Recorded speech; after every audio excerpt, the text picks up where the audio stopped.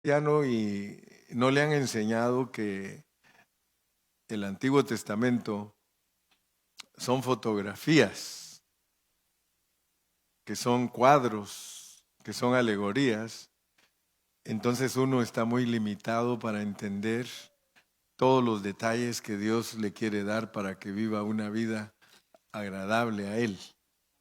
Se pierde toda la bendición de conocer los detalles. Y por eso muchos cristianos son muy pobrecitos, porque solo tienen el Nuevo Testamento. Y el Nuevo Testamento no les da los detalles de cómo deben vivir. Ahí solo se nos dicen en palabras simples que seamos santos, que somos salvos, que Cristo murió por nosotros, etcétera, etcétera. Pero no nos dice cómo debemos de vivir para adquirir lo que Dios quiere obtener de nosotros. ¿Verdad? Los cristianos que están pobrecitos, ellos creen que solo tienen que pedir y pedir y pedir. Pero cuando uno ya va creciendo en el conocimiento de Jesucristo, uno sabe que tiene que dar. Ahí me perdonan que vine malo de México, ¿verdad? Con mi garganta un poquito constipada, pero poquito a poco se nos va a ir quitando. Entonces les decía que es precioso porque si usted logra entender todos los detalles, usted se va a dar cuenta que Dios le está pidiendo algo a usted. No solamente es que usted pida, sino que usted tiene que dar. En realidad, aún en la vida natural, así es, ¿verdad? Un niño pide y pide y pide y pide, ¿sí o no? Pero ya cuando uno está grande, uno da. Imagínese que un muchacho de 20 años pidiendo y pidiendo a su papá, le va a decir su papá, de la única manera que te doy es si estás estudiando. Pero si no estás estudiando, a trabajar, muchacho. Y la experiencia de muchos mexicanos es de que sus papás desde chiquititos los metieron a trabajar al campo.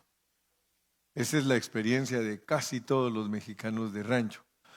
Sus papás desde chiquititos, es más, ni creían que tenían que ir a la escuela. ¿Verdad? Estaba oyendo que el papá de Beatriz, que ayer lo fuimos a sepultar, en su historia que nos leyeron, dice que él solo fue hasta tercer grado de primaria y ya su papá le dijo, no, no vas a seguir yendo a la escuela, tienes que venirme a ayudar a trabajar al campo.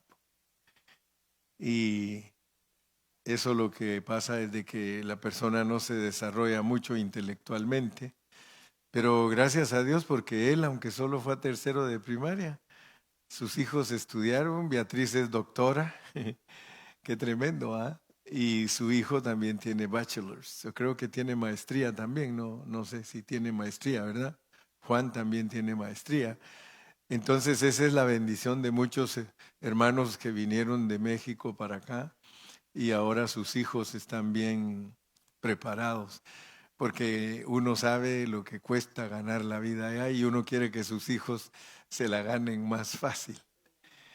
Entonces, estoy hablando de eso porque una persona que no crece y se queda niño, solo pide y pide, pero al estudiar la Biblia formalmente nos damos cuenta que Dios dice que demos.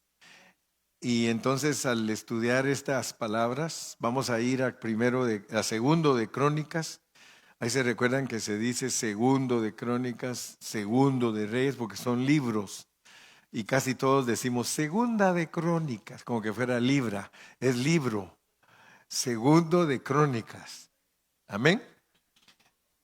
Primero y segundo de Samuel. ¿Verdad? Que dice segunda de Samuel, hermano. Si cada vez que digas segunda, le pones libra, pero si le pones primero y segundo es libro. Entonces voy a hacer como dije la última, entonces estamos en segunda de Crónicas. Estamos en segundo de Crónicas capítulo 29 y terminamos con el versículo 16, el último mensaje. dice, y entrando los sacerdotes dentro de la casa de Jehová para limpiarla, sacaron toda la inmundicia que hallaron en el templo de Jehová. Al atrio de la casa de Jehová. O sea que sacaron todo lo que estaba dentro y lo pusieron en el atrio. Y de allí los levitas la llevaron fuera al torrente de Cedrón. Estuvimos hablando de que si nosotros queremos entender bien la Biblia, nosotros tenemos que saber que los sacerdotes allí somos nosotros. La Biblia dice en el Nuevo Testamento que somos sacerdotes, reyes y sacerdotes. Entonces, cuando usted lee la Biblia y usted encuentra que ahí se habla de un rey y Dios le da todas las características de ese rey, cada vez que usted lo lea, usted debe saber que son aspectos de su vida, aspectos de mi vida como cristianos del Nuevo Testamento. O sea que todo el Antiguo Testamento debemos de aprender a interpretarlo. Esa tarea primero se nos va a acabar la vida, ¿verdad, Dani? No nos va a dar tiempo para conocer todos los detalles, pero por lo menos aprovechamos cada vez que nos reunimos. Y si usted se da cuenta, yo lo hago estudiar a usted. A veces hasta le digo, googlealo, para que vayas y te des cuenta que lo que está hablando el hermano Carrillo es algo cierto. Los sacerdotes dentro de la casa de Jehová para limpiarla. Todos sabemos que en el Antiguo Testamento la casa de Jehová era el templo, pero en el Nuevo Testamento la casa de Jehová es la iglesia. Amén. Si no me cree, léalo en Hebreos 3:6. Ahí dice, pero Cristo sobre su casa, la cual casa somos nosotros. Entonces, yo le enseño a usted cómo interpretar el Antiguo Testamento para que usted tenga por seguro y con certeza lo que Dios le está pidiendo a usted como cristiano del Nuevo Testamento. En el Nuevo Testamento, usted es el templo. En el Antiguo Testamento, el templo era la casa de Jehová y había que limpiarla. Entonces usted ya sabe lo que Dios le está hablando, que usted, que es el templo, tiene que limpiarse. Muchos son cristianos por muchos años, pero tienen sucio su templo. O sea que estoy hablando de cosas espirituales. Yo no estoy hablando de apariencias, porque caras vemos y corazones no sabemos. Usted puede ver a una persona y la mira exteriormente, pero limpiar la casa y sacarle la inmundicia es que usted como cristiano y yo como cristiano debemos de ser personas santas, personas que estamos separados para Dios. Pero no al estilo católico, ¿verdad? Porque al estilo católico, desde chiquititos los declaran ya santitos a los católicos. Y por eso es que la Iglesia Católica engaña a los feligreses, porque les hace creer que desde que los bautizaron cuando eran chiquitos, que fueron investidos de Cristo. Así les dicen. Eso es lo que los curas enseñan. Ellos dicen, desde que te bautizaste en agua, fuiste investido de Cristo. Pero nosotros sabemos que eso es mentira. Por eso nosotros no nos engañamos. Limpiar la casa de Jehová es que nosotros estemos limpios internamente. Cuando Cristo estuvo aquí en la tierra, le dijo a los fariseos que ellos eran sepulcros blanqueados. Les dijo que ellos por fuera estaban muy elegantes con sus túnicas y todo, pero que sus corazones estaban podridos y enfermos. Entonces, de hecho, él entró al templo y volteó las mesas, sacó a los cambistas, a los vendedores de palomas. Según la historia, allá dentro del templo, solo imagínense a qué condición llegó Israel, que creaba animales adentro del templo.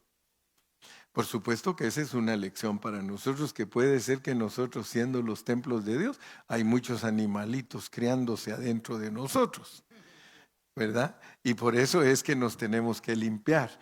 Y sacaron toda la inmundicia, gracias a Dios, porque estamos estudiando que Dios les dijo por medio de Ezequías. El rey Ezequías no se le va a olvidar a usted, yo creo que nunca, porque con Ezequías hemos aprendido cómo él se preocupó de reparar la casa de Jehová, limpiarla y que todo estuviera en orden. Entonces sacaron toda la inmundicia y la pusieron en el atrio. Ya saben que el atrio es la entrada del templo. El templo tiene atrio, lugar santo y lugar santísimo, que son figura de nuestro cuerpo, nuestra alma y nuestro espíritu. Por eso es de que allá en el lugar santísimo venía la presencia de Dios. Eso indica que en nuestro espíritu está la presencia de Dios.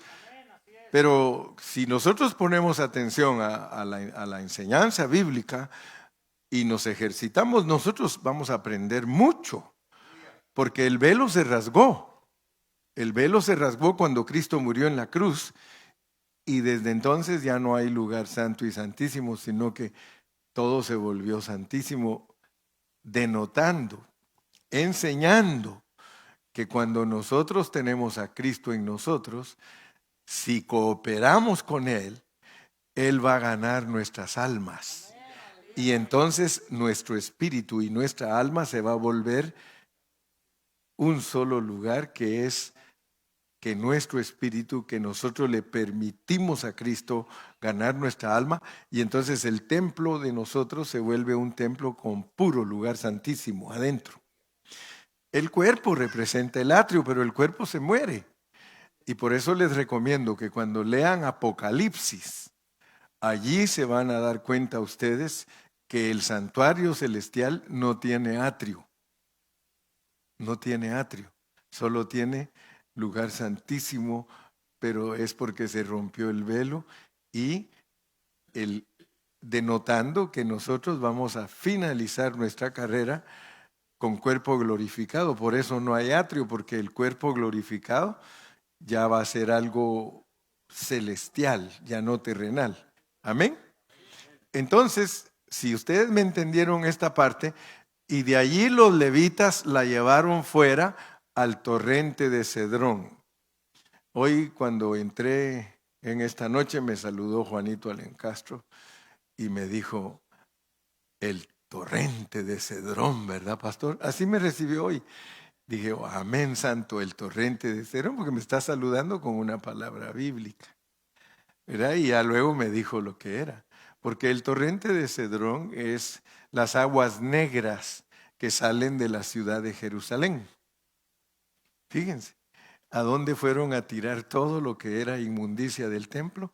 Al torrente de Cedrón, que es el río de aguas negras que sale de la ciudad de Jerusalén y que se va como en un embudo, puras aguas turbias, y se pierden allí. Ahora noten pues que eso es muy significativo, porque en Juan 18 dice que cuando Judas iba a entregar a Cristo, se fue al torrente de Cedrón. Entonces solo miren lo que significa ese lugar a donde se va a tirar toda la inmundicia. El Señor Jesús se fue a orar a Getsemaní. Él iba a orar y tenía que pasar por el torrente de Cedrón cuando iba a orar, y él se iba con sus discípulos.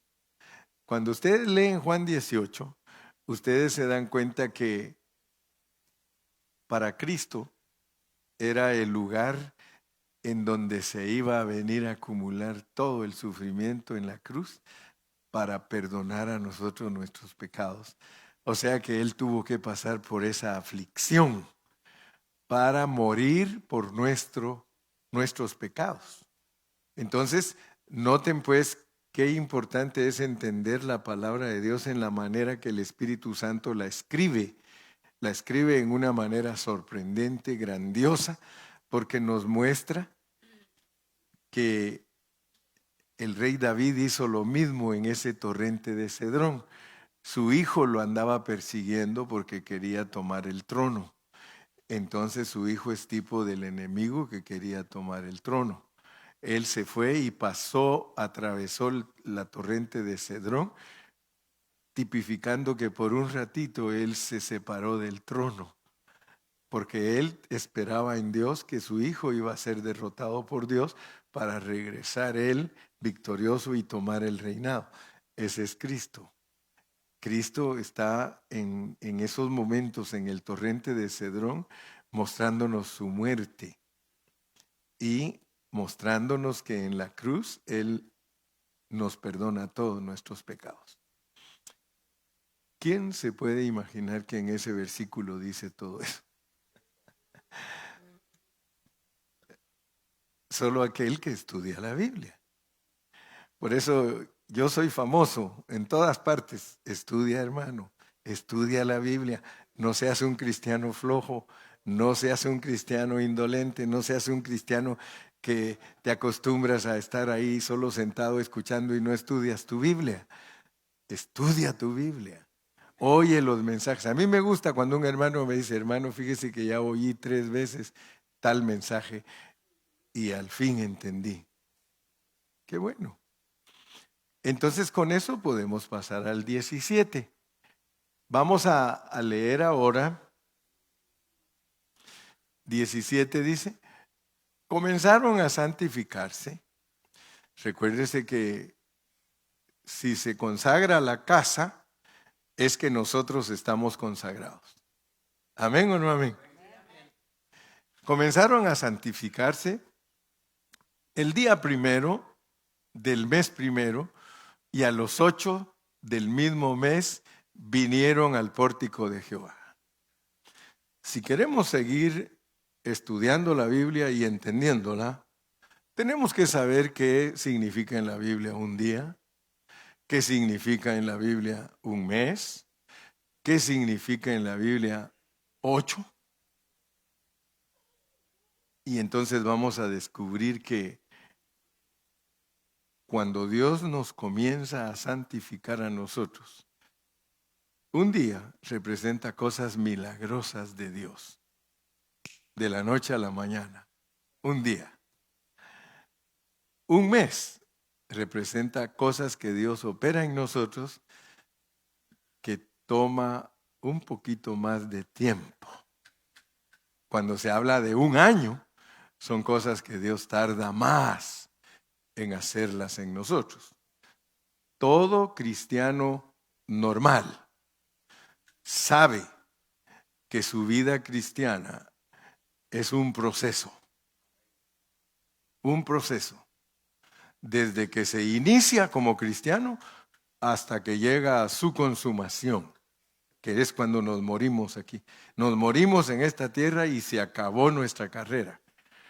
Pero en esa carrera hay iniciación, hay desarrollo y hay consumación. Lo que sucede cuando nosotros recién venimos a Cristo, identificado de un día para otro, cosas milagrosas. Cuando tú aceptaste a Cristo, inmediatamente Él entró en ti. Eso solo toma un día.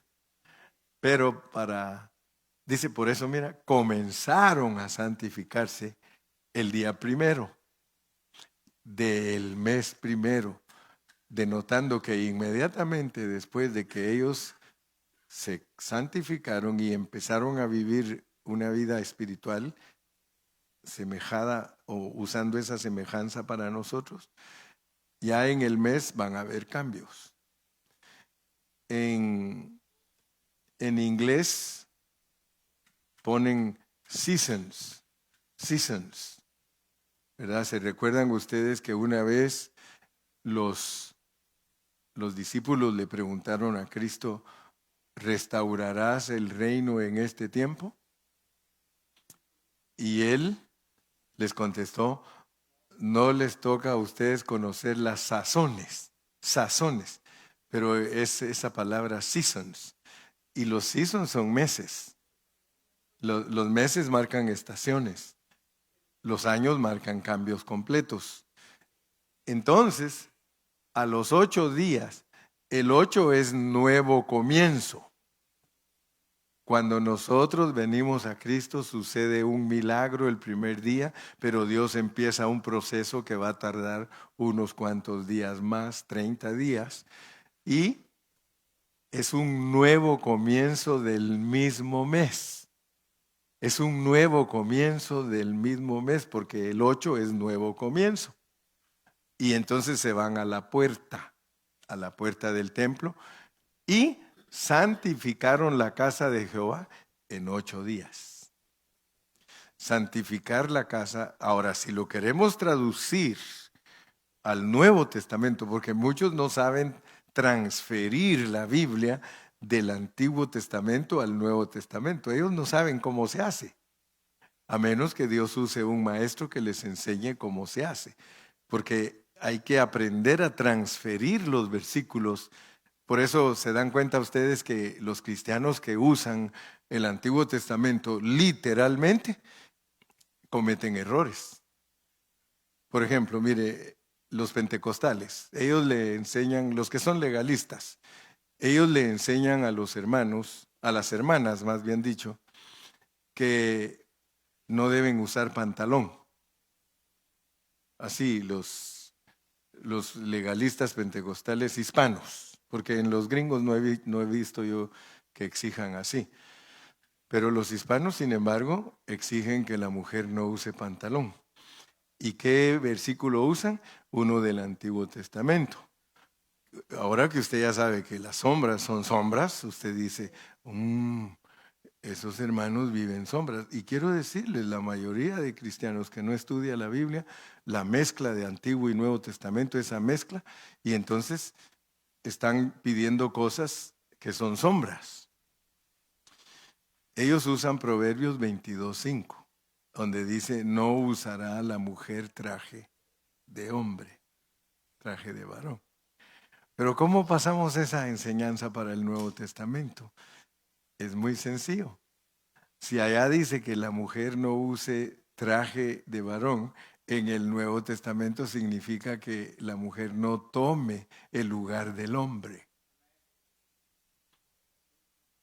Si la mujer se viste de hombre, ¿a quién confunde? A los niños. ¿Por qué? Porque los niños dicen, ¿y quién es el papá?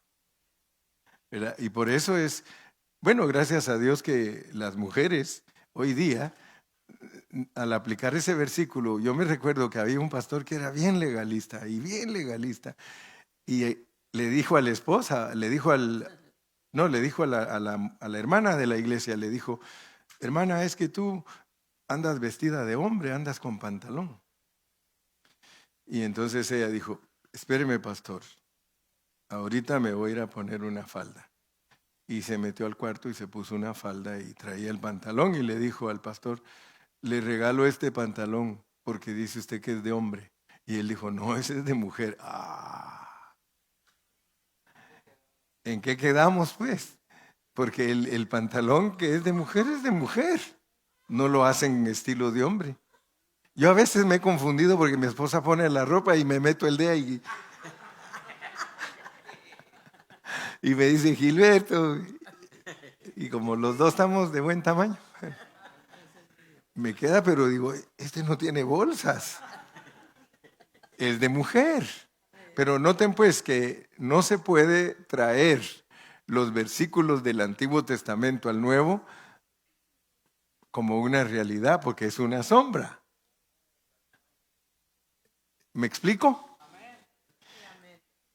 Entonces, gracias a Dios que aquí nos está hablando de que nuestra limpieza de nuestro templo, because we are the temple of the Spirit of the Lord. Somos el templo del Espíritu de Dios. Y nuestro templo se comienza a santificar desde el primer día que aceptamos a Cristo, pero lo tenemos que hacer en un nuevo comienzo. We have to clean the house of the Lord, that is us, in a new beginning. Our life has to have a new beginning. Nuestra vida tiene que tener un nuevo comienzo. Por eso no podemos ser cristianos y seguir siendo como éramos antes de venir a Cristo, porque entonces no estamos limpiando el templo. ¿Verdad? Si tú sigues siendo el mismo de mal carácter, el mismo peleonero, el mismo que no atinas, entonces no has limpiado el templo. En un nuevo comienzo, versículo 18. Entonces vinieron al rey Ezequías y le dijeron: ya hemos limpiado toda la casa de Jehová, el altar del holocausto y todos sus instrumentos, y la mesa de la proposición con todos sus utensilios.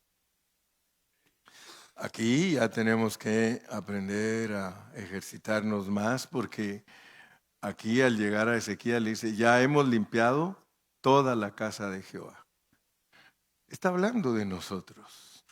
Ya hemos limpiado toda la casa de Jehová.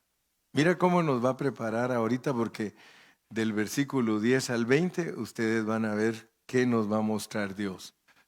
¿Qué es verdaderamente limpiar el templo? Porque aquí dice que se arregló todo. Mire, el altar del holocausto. Ahorita en un ratito vamos a hablar de lo que es el holocausto. Y todos sus instrumentos. Ustedes saben que las cucharas, las tijeras, las lámparas, todo eso son utensilios del templo. Somos todos nosotros. Somos utensilios del templo. Y como todos son usados para hacer cosas santas adentro del templo, todo tenía que purificarse y limpiarse. Mire, todos los instrumentos. Y la mesa de la proposición, o sea que era donde se ponía el pan. El pan se presentaba todos los días. Eran panes perfumados.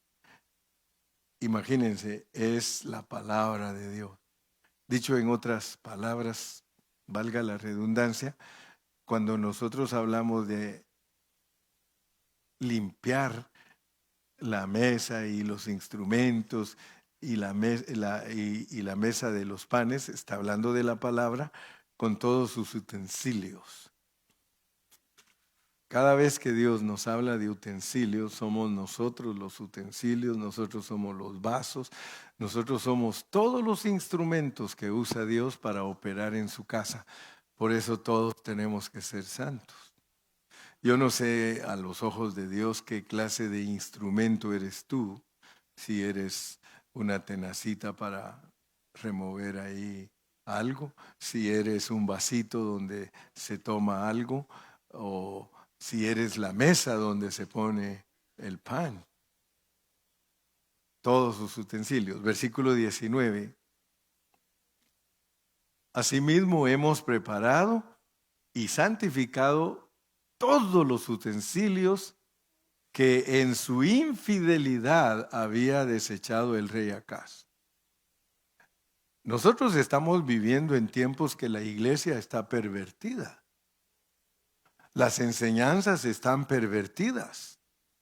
Es raro un pastor que enseña la Biblia, que se pone a enseñar la Biblia. Él se pone a contar chistes, él se pone a hablar de su suegra, él se pone a hablar de la política de Estados Unidos, de los republicanos y los demócratas. Y los hermanos a veces ni cuenta se dan que no los está alimentando espiritualmente, sino que los está llenando. Por eso me dice a mí mi esposa: cuidado con los chistes. Cuidado con los chistes, Gilberto, porque después los hermanos van a saber tus chistes, pero no van a saber lo que es la palabra de Dios, ¿verdad? Pero es muy importante para nosotros como pastores, porque Acaz era el hijo de Ezequías. Se puede decir que Acaz fue el pastor que despreció todo lo que pertenecía a la santidad del templo. Mire, cuando reinaba, he aquí están delante del altar de Jehová. Asimismo hemos preparado y santificado todos los utensilios que en su infidelidad había desechado el rey Acaz. Siempre que Dios nos habla de un rey primero y después del otro, Haga caso y cuenta que nos está hablando de una generación y otra generación. Una generación que nosotros al leer la vida de Acaz, dice que le volteó la espalda al tabernáculo, ¿sí o no? Le volteó la espalda al tabernáculo. Eso representa a todos los siervos de Dios que dejaron que la iglesia llegara a la perversión que existe hoy día, al grado que muchos tienen la iglesia como puro comercio. Puro comercio. Para muchos pastores lo que quieren es los diezmos de los hermanos. Ellos no están interesados en que ellos sean santos y que busquen a Dios con integridad. No, a ellos les interesa su dinero. Nos libre Dios de todo eso. ¿Cuántos dicen amén? Sí, que Dios nos libre, porque nos podemos volver mercaderes. El Señor Jesús sacó a los mercaderes del templo y dijo, mi casa de oración será llamada. Amén.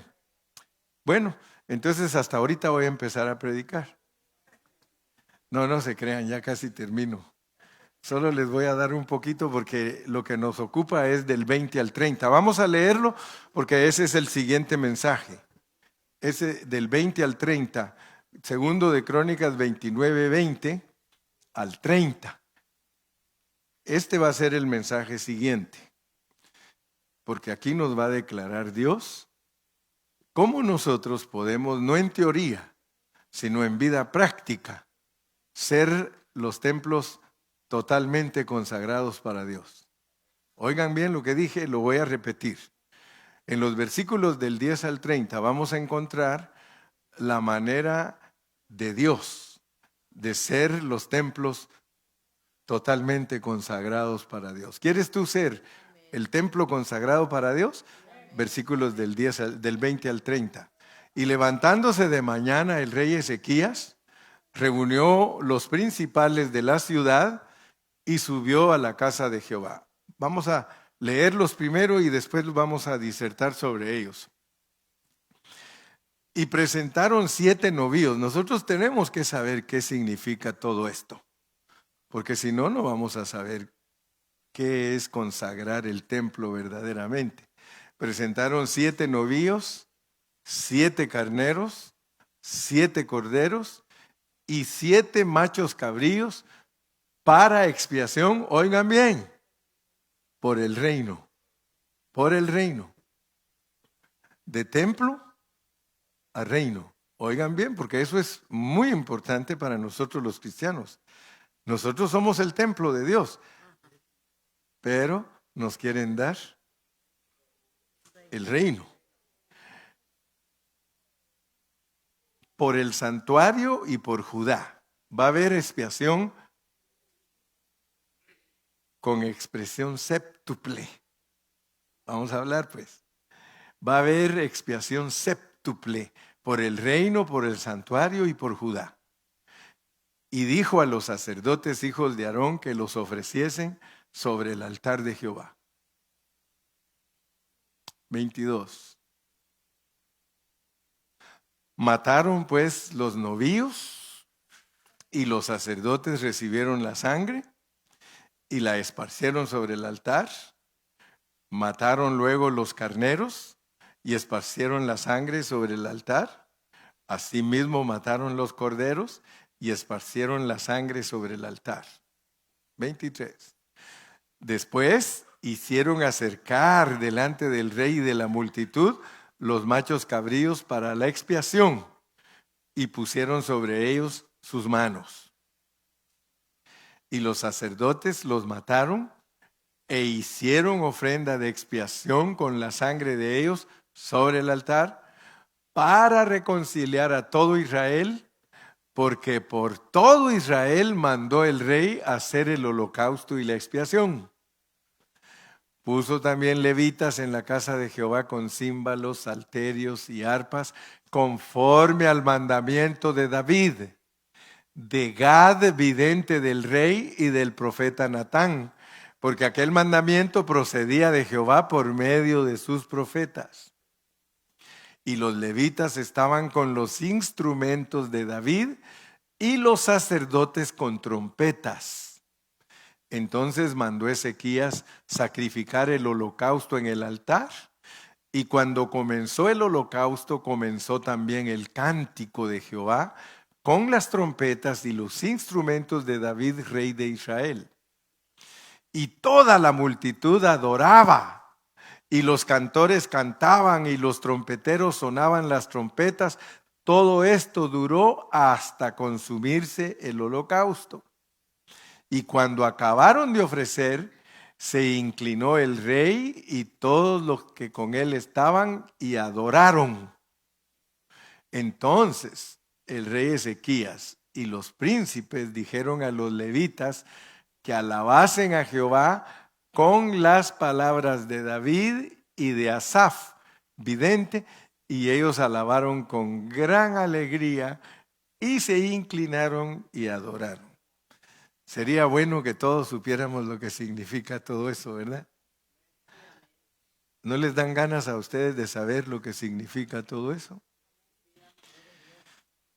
Yo tomé mis notas, porque siempre Dios me inspira para escribir algo, y le puse como título La consagración del templo. Y puse, gracias a Dios que estamos entendiendo la realidad de la sombra. Así que para continuar con el desarrollo de dicha sombra, es necesario que cada vez que estudiemos, nos ejercitemos en recibir, oigan esto, porque esto es clave, en recibir lo subliminal de todas estas enseñanzas. Ustedes saben que una canción tiene lenguaje subliminal, o sea que le ministra a la gente. Muchos de nosotros oímos canciones de cuando estábamos jovencitos. Y cuando esas canciones las oímos hoy, nos acordamos de nuestra novia, de la vida que vivíamos, etcétera, etcétera. ¿Verdad? O sea que las canciones tienen mensaje subliminal. Hubo un tiempo que los hermanos estaban preocupados porque oían los cantos cristianos y los hacían al revés. No sé cuántos de ustedes se recuerdan que hacían los discos al revés para ver, y siempre al revés también habla. Y por eso muchos de los cantos los quitaron, porque cada vez que le daban vuelta al revés, imagínense, eran cantos que a los cristianos les gustaban mucho, y esos hermanos no sé qué onda, no sé quién los inspiró o cómo se les metió eso, y empezaron a darle a los discos al revés. Y cuando los oían, los fueron eliminando los cantos y decía, ¿por qué, hermano? Porque oiga lo que dice, cuando oían al revés, yo soy Satanás y yo quiero capturarte. Y ponían al derecho, tan bello es el Señor, cuán hermoso es el Señor. Un ejemplo, ¿ah? Y entonces los cristianos empezaron a eliminar muchos cantos porque decían que, pero lo tremendo es que después se dieron cuenta que no era algo real lo que estaban descubriendo, porque inclusive grabaron la palabra de Dios en discos y las movieron al revés y también decía cosas, yo soy Belcebú, yo soy así. Entonces dijeron, no, entonces esto no es así. Esto, Dios no nos ha puesto a hablar al revés. Imagínese, ¿sí? Y como que yo le dijera a usted, nos pues ahí, buenos días. Usted va a decir, bueno, ¿y este qué sabe hablar al revés?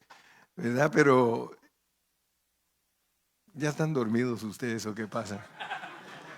Entonces, lo que quiero decirles es que Génesis, si usted me está entendiendo, y usted lee Génesis, porque muchos no saben leer la Biblia de esta manera. Usted lee Génesis y es la sombra de lo que pasó en la esfera espiritual antes de que usted naciera. Antes de que usted naciera, Génesis habla de Adán y Eva para que usted entienda lo que les pasó, lo que pasó con Adán y Eva en la esfera espiritual. O sea que Génesis es sombra para ver para atrás y es sombra para ver para adelante. ¿Verdad? Pero uno debe de saber identificar la realidad y la sombra. La realidad y la sombra. Si usted no, como cristiano, no sabe identificar eso en la Biblia, puede ser que usted viva sombras.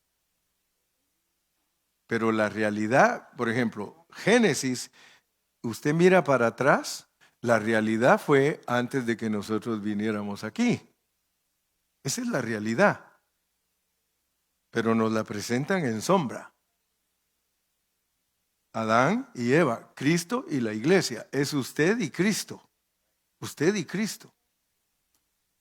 Entonces, cuando usted mira que Dios le pone una sombra para que entienda la realidad, usted descubre los misterios de Dios. Porque resulta que cuando usted entiende la sombra, usted mira que nosotros tuvimos nuestro problema en la esfera espiritual. O sea que fue en la esfera espiritual donde nosotros, que somos la esposa de Cristo, le fallamos a Cristo. O sea que la iglesia le falló a Cristo en la vida espiritual. Pero dele gracias a Dios que usted es iglesia. Mire, si usted no fuera iglesia, usted estaría en un problema serio. Pero usted es la esposa de Cristo. Usted es la esposa de Cristo. Pónganme atención, porque esto muchos cristianos, what is this? ¿Qué es esto? Pastor, are you crazy? No. Los hermanos de México ya le pusieron a Efesios 2:10 la palabra que yo le puse, el versículo de oro. Dice, hermano, este versículo usted dijo que es de oro. Sí, es de oro y dice Iván que vale la onza 2,750. Dale. Oro puro. Efesios 2:10, oro puro. Póngannoslo ahí, por favor, hermanos. Porque ese versículo es el que le ayuda a uno a entender que Génesis es una sombra de una realidad. Porque somos hechura suya, creados en Cristo Jesús. Yo desde que descubrí, hermano, que nosotros fuimos creados en Cristo Jesús, yo disfruto la palabra de Dios de una manera más profunda y más preciosa. Creados en Cristo Jesús. Porque el problema es que todos creen que fueron creados en Adán. ¿Sí? Todos creen que fueron creados en Adán. Pero en Adán no fuimos creados, en Adán fuimos hechos. Por eso somos hechura suya en Adán, creados en Cristo Jesús. Hermano, esto eleva tu entendimiento de lo que tú eres delante de Dios. Tú eres la esposa de Cristo. Si a mí me criaron en Cristo, quiere decir que Adán y Eva solo sirve para que yo entienda que Adán, que es Cristo, me tenía a mí dentro de él. Entonces cuando Dios duerme a Adán y le saca una costilla, sencillamente nos está explicando que cuando nos crió con Cristo como cabeza y nosotros como el cuerpo. Entonces nosotros somos, mire, esto va más allá de su entendimiento. Esto va más allá de lo que usted pueda captar. Cuando usted descubre que usted fue criado en Cristo Jesús, usted cambia de vida. Porque entonces usted va a descubrir que usted le falló a su esposo. Y por eso estamos aquí. Eso está más tremendo, ¿ah? Porque si le ponen a Eva y a Adán para explicarle lo que pasó, usted dice, wow, entonces yo la regué. Sí, Eva la regó, Cristo no. Adán no pecó, pecó la mujer, pero muchos como no saben usar la Biblia les dicen a las hermanas, pecadoras, pero no estamos hablando de eso. Porque cuando Dios habla de la mujer, está hablando de todos nosotros, su iglesia, hombres y mujeres. Pero entonces desen cuenta, pues, qué elevado es eso. Qué elevado. Entonces, si podemos alcanzar a ver esas cosas, entonces vamos a entender que Génesis nos explica algo que pasó, pero Éxodo, porque para entender lo que yo voy a predicar, hay que saber qué es Éxodo. Porque Éxodo, ¿qué nos registra Éxodo? Nos registra 70 familias que vienen huyendo del hambre. 70 familias que vienen huyendo del hambre y caen en Egipto. Terminan como esclavos. Dígame si no es su historia, mi hermano. ¿No es esa la historia de nosotros? Nosotros veníamos huyendo de la hambruna y caímos como esclavos de Faraón. A mí nadie me puede decir que entiende si cuando se pone a pensar y decir, pero ¿por qué estoy yo aquí? ¿Y por qué yo soy así, asá? ¿Por qué soy así, asá? Porque el Señor lo puso a usted, me explico, ¿verdad? Lo que estoy tratando de dar a entender. El Señor lo puso a usted aquí en esta tierra siendo así y asá. Y entonces a usted tiene que ir encontrando las respuestas, porque nos pusieron presos. Aquí es estar presos, hermano. Y por eso cuando uno no ha venido a Cristo, uno es preso del diablo, pero cuando uno ya viene a Cristo, uno es preso de Cristo. Pero aquí no se habla de gente libre, aquí se habla de prisioneros. Entonces quiere decir, hermano, que a veces no hemos entendido profundamente el propósito porque somos prisioneros. Cuando uno no había venido a Cristo, uno era prisionero del diablo. Pero cuando uno ya entiende lo que es venir a Cristo, dice Pablo, somos ahora prisioneros de Cristo. Hermano, ¿alguna vez ha visto usted a Cristo como su cárcel? Porque si a mí me dicen que soy prisionero de Cristo, Cristo es mi cárcel. Pablo dice, yo pues preso en el Señor. O sea que cuando Pablo miraba a Cristo, dice, ahí va mi cárcel. ¿Sí? ¿Sí? No, algunos hoy día pasa a la esposa, ahí va mi martirio. O el esposo, la esposa, ahí va mi martirio. Ay, me cae, ¿cómo dice? Ahí va la tóxica. Ya le cambió la hermana, pero...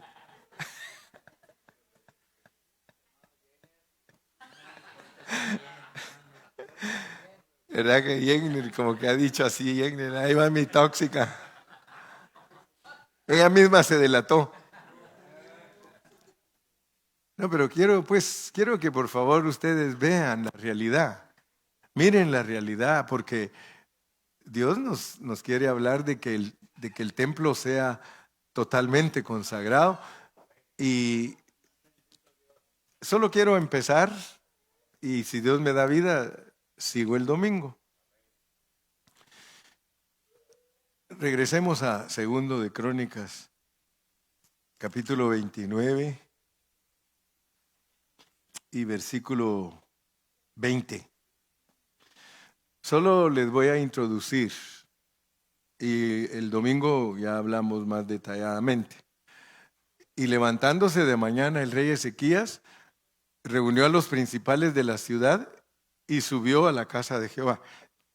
Quiero que vean que Dios nos muestra claramente lo que es el gobierno político y lo que es la vida espiritual. ¿Verdad? Él pone a los principales de la ciudad, esos son políticos. Principales de la ciudad son los que gobiernan al Estado. Y subió a la casa de Jehová. Y subió a la casa de Jehová. Entonces nosotros tenemos que ver que en nosotros están los dos aspectos. Siempre uso esa expresión, pero no sé si está bien, ¿verdad? Pero que me da tristeza, pues. A mí me da tristeza que muchos cristianos no saben que nosotros vamos a ser usados políticamente. Yo ahorita pues soy el hermano Carrillo, el hermano Gilberto, y no tengo nada que ver con la política. Yo una sola vez en mi vida voté, y como yo pertenecía a un país corrupto, pues me decepcioné. Yo tenía 18 años y contento que había sacado mi cédula para votar.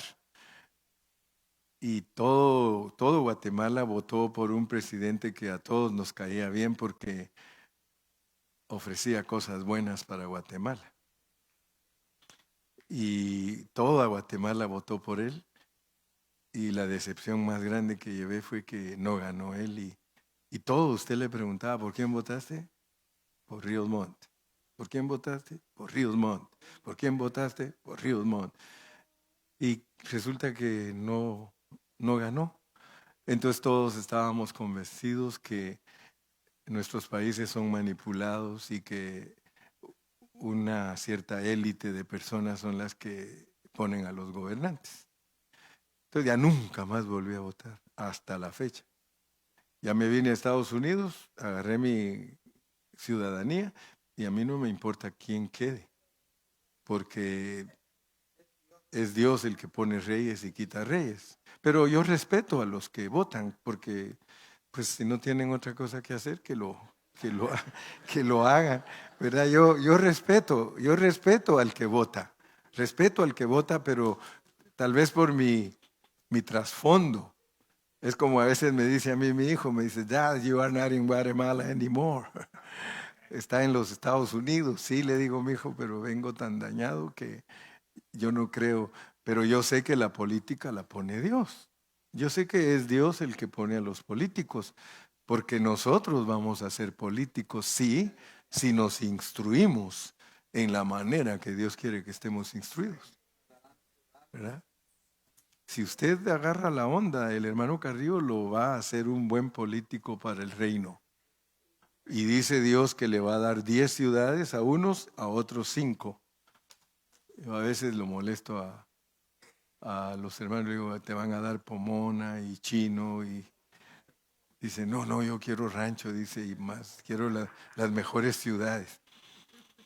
Pero si Dios no fuera político, hermanos, nunca nos hubiera dado el libro de Daniel, donde él descubre toda la política del mundo entero y la representa con una estatua bien grande, con cabeza de oro, pecho de plata, estómago de bronce y piernas de hierro con barro. Y es para enseñar cómo se van a gobernar todos los poderes políticos del mundo entero hasta que Cristo venga y tome el reinado y nos use a nosotros como políticos.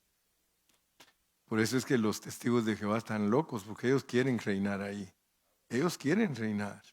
Pero yo me he dado cuenta que para reinar con Él los requisitos son muy altos, muy, muy altos. Por eso solo tiene 144,000. O sea que son miles nada más, no son millones los que van a reinar con Cristo. Pero no se preocupe que hay cupo. Sí, porque algunos dicen, ay, solo 144,000, a lo mejor ni alcanzo. Mejor diga como una hermana que conozco, aunque sea de panzazo, pero entro. Aunque sea de panzazo, hermano pastor, pero yo entro. ¿Sí? Entonces, recuérdense que nosotros somos personas no solo espirituales, somos políticos, pero no nos ha llegado nuestro turno. Cuando nos llegue nuestro turno, vamos a estar preparados. Entonces, aquí viene ya pues la preparación, versículo 21. Preparación pues para que estemos listos para hacer el templo bien consagrado pues. 7 novillos. Ustedes saben que las ofrendas son tipo de Cristo. Todas las ofrendas del Antiguo Testamento son tipo de Cristo. Ahora nos ponen a un Cristo séptuple. Un Cristo séptuple, hermano. En la Biblia el 7 es plenitud. En la Biblia el 7 es intensificación. Para que nosotros seamos el templo consagrado, tenemos que aprender a disfrutar a Cristo en plenitud. Y voy a terminar ya, ahorita termino, solo introduciéndome. Leamos Efesios 1:23, porque muchos no han entendido lo que es la iglesia. Pero cuando ya alcanzan a ver otros aspectos de Cristo, mire, la cual es su cuerpo, la plenitud, la iglesia, oiga, está hablando de la iglesia, la cual es su cuerpo, la plenitud de aquel que todo lo llena en todo. Usted y yo somos la plenitud de Dios. Por eso dice que hay que matar 7 novillos, 7 corderos, porque ninguno de nosotros que no disfrute a Cristo como su plenitud podrá ser el templo consagrado por Dios, porque ahí van a presentar ofrendas séptuples. Quiere decir entonces que tenemos que entender lo que es ser la plenitud. La plenitud. Para hacérselo sencillo, todos nosotros solo somos la cabecita. Eso es usted, la cabecita. Toda persona solo es la cabecita. Su cuerpo es su plenitud. Cuando se habla de plenitud, se habla de la expresión. Yo soy el hermano Carrillo y solo esta cabecita es el hermano Carrillo, pero necesito una plenitud para ser expresado. ¿Me explico? Entonces, el domingo seguimos para entender lo que es disfrutar a Cristo en plenitud para llegar a ser el templo consagrado. Templo consagrado. Incline su rostro. Padre, gracias te damos en esta noche por la bendición que nos diste de estudiar tu palabra.